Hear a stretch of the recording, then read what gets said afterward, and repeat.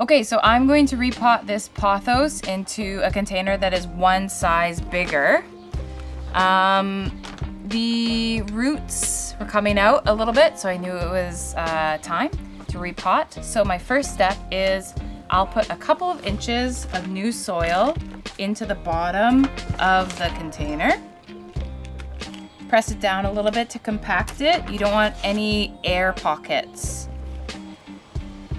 So that's done. I take my plant with the pothos. It has a lot of vines. I just grab it with one hand, turn it upside down, and gently push it out of its old container. So with roots, what I like to do is gently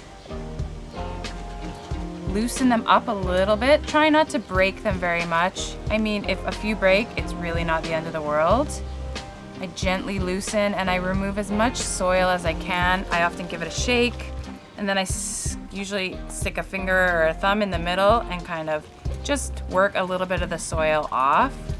You're basically wanting to just loosen up some of those roots so they can adapt to their new space quicker.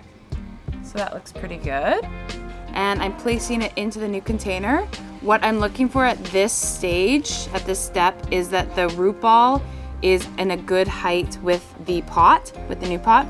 If it isn't, if it's too low, add another inch of soil. If it's too much, remove some of the soil. So what I'm going to be doing is with one hand, keeping the vines as close together as I can.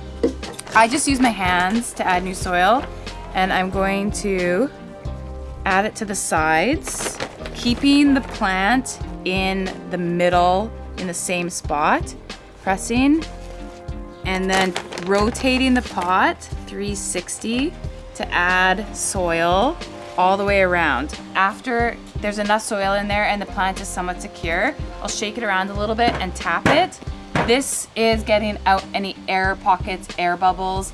Roots don't need that. So I'm just making sure that the soil is quite compact. I'm not jamming it like really hard, but I'm giving it a pretty firm touch. And then basically just filling all the way to the top.